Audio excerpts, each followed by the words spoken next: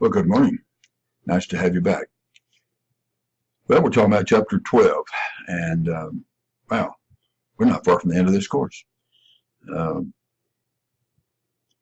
a lot of things were happening after War of 1812 and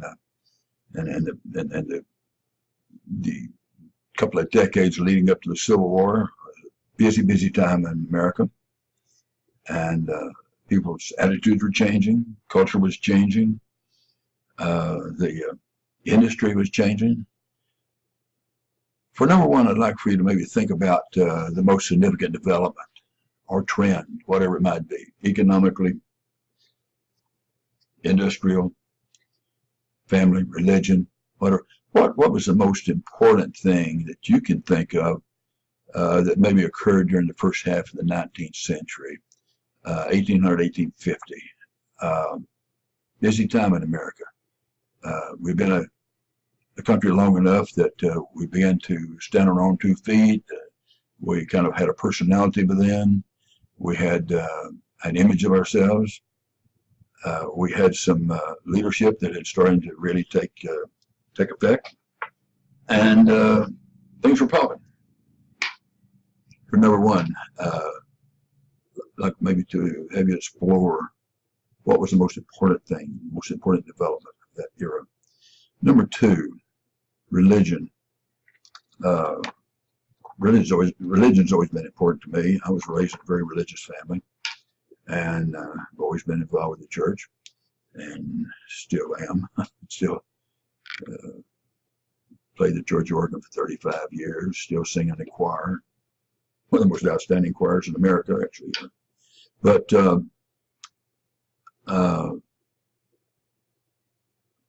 I would like for you to maybe have a look at how religion both unified and maybe became a divisive force in antebellum America.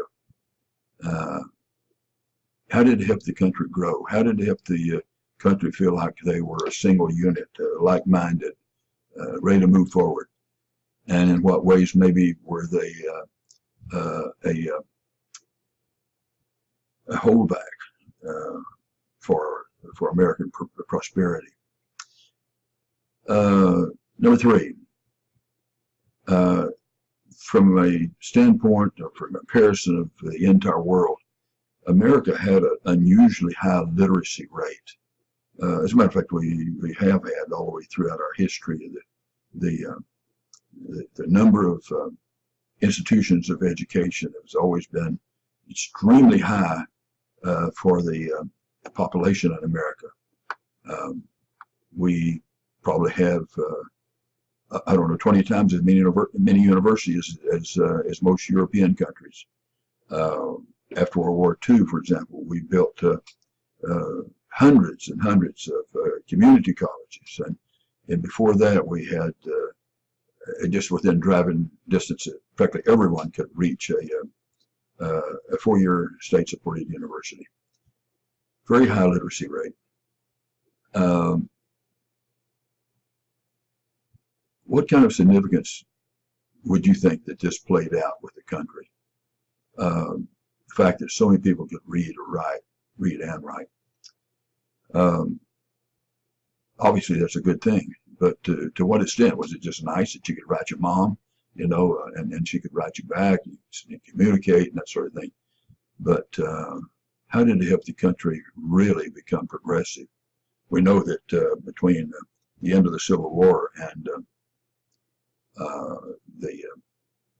by 1890, certainly by the turn of the century, but even from 1865 to 1890, America's just going to explode.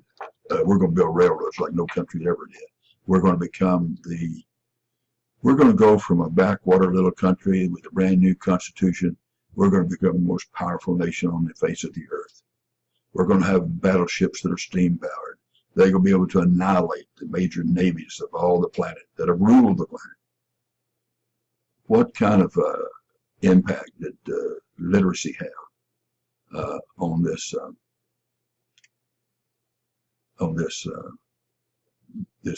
incredible growth period we have? Lastly, we talk about religion and Christianity and that sort of thing.